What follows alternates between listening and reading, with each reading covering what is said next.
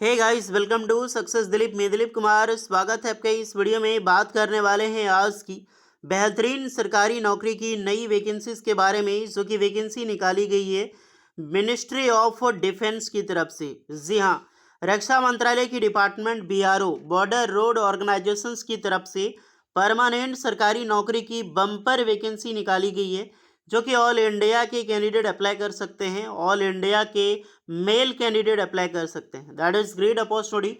बहुत बड़ी सरकारी नौकरी है ये, क्योंकि डायरेक्टली मिनिस्ट्री ऑफ डिफेंस की तरफ से बीआरओ जो बॉर्डर रोड ऑर्गेनाइजेशन से यहाँ से वैकेंसीज निकल के आती है। वेरियस नंबर ऑफ पोस्ट है, टोटल 500 प्लस रिक्रूटमेंट रिलीज हुई है, जो कि ऑल इंडिया के आईटीआई पास आउट, 10th पास, 12th पास के कैंडिडेट यहाँ पर अप्लाई कर सकते हैं। तो चलिए डिटेल नोटिफिकेशन वाइज हम डिस्कस करने वाले हैं कौन कौन से कैंडिडेट अप्लाई कर सकते हैं, eligibility condition, selection process, application process वगैरह आपकी क्या होने वाली है। Let start now. आगे बढ़ने से पहले चैनल पे अगर आप नए हैं so please do subscribe and hit the bell icon, ताकि इसी तरह लेटेस्ट सरकारी नौकरी की अपडेट आपको हमेशा मिलते रहे। सालों बाद वैकेंसी एक बार फिर से रिलीज हुई है। सो जितने भी आईटीआई पास आउट स्टूडेंट है या फिर जो एनी कैंडिडेट है, मौका मत छोड़ना और आप अपना ट्रेड ज़रूर कमेंट करके बताना कि कौन कौन से ट्रेड वाले कैंडिडेट इसमें एलिजिबल होते हैं। आपको रिप्लाई मिल जाएगी। सो हे गाइस, ये है आपका ऑफिशियल शॉर्ट्स नोटिफिकेशन, जो कि डायरेक्टली रिलीज की गई है government of India, ministry of defence, border road wing, border road organisations, BRO की जीआरईएफ की वैकेंसीज है, यानी कि जनरल रिजर्व इंजीनियरिंग फोर्सेस की जो रिक्रूटमेंट निकलती, फाइनली उसकी वैकेंसीज यहाँ पर निकल चुकी है। ये फॉर्म ऑल इंडिया के ऑल स्टेट से यूटी से अप्लाई कर सकते हैं, but only male candidate apply कर सकते हैं। फीमेल कैंडिडेट, गर्ल्स कैंडिडेट इस फॉर्म को एलिजिबल नहीं है फिलअप करने के लिए। ओके, यहाँ पर various post wise total vacancy अगर देखा जाए, टोटल 542 पोस्ट पर वैकेंसी रिलीज हुई है, जिसमें से अलग अलग पोस्ट पर वैकेंसी तो व्हीकल मैकेनिक एक पोस्ट है, जिसमें से टोटल 324 वैकेंसीज है। ये एसएम वालों के लिए इसमें रिजर्व्ड होता है अप टू 15%। तो व्हीकल मैकेनिक की टोटल 324 पोस्ट है। एमएसडब्ल्यू जिसमें पेंटर की पोस्ट है, टोटल 13 वैकेंसीज है। एमएसडब्ल्यू डीईएस एक पोस्ट है, जिसमें कि टोटल 205 पोस्ट पर वैकेंसी रिलीज हुई है। ओवरऑल वैकेंसी 542 पोस्ट पर एक बहुत अच्छी खासी जॉब्स की वैकेंसी, जो कि एक परमानेंट सरकारी नौकरी होगी, ये वैकेंसी निकाली गई है। चलिए करेंटली आउटलुक वैकेंसी देखते हैं हम यहाँ पर। तो व्हीकल मैकेनिक में अप्लाई करने के लिए 10th पास चाहिए होता है। 10th pass and vehicle mechanic LMB की लाइसेंस जरूरी हुई। व्हीकल मैकेनिक की नॉलेज आपके पास होनी चाहिए। हाँ, इसमें आईटीआई वाले कैंडिडेट भी इसमें अप्लाई कर सकते हैं। बहुत अच्छी खासी पोस्ट है, आईटीआई वाले भी बच्चे इसमें अप्लाई करते हैं। वैकेंसी देखा जाए तो जनरल में 181 है, एससी के लिए 45, एसटी के लिए 26, ओबीसी में 54 है, ईडब्ल्यूएस के लिए 18 है। टोटल 324 पोस्ट पर वैकेंसी। इसमें बैकलॉग की कोई रिक्रूटमेंट नहीं है। 324 ओवरऑल वैकेंसी।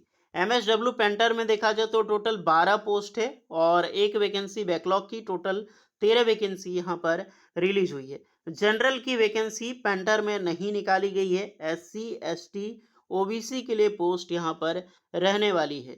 ओके, अब नेक्स्ट है एमएसडब्ल्यू डीईएस में। एमएसडब्ल्यू डीईएस 88 पोस्ट है, जनरल के लिए 22 है आपका यहाँ पर, वो एससी के लिए, और एसटी के लिए 11 है, ओबीसी के लिए 73 है, ईडब्ल्यूएस के लिए 9 है।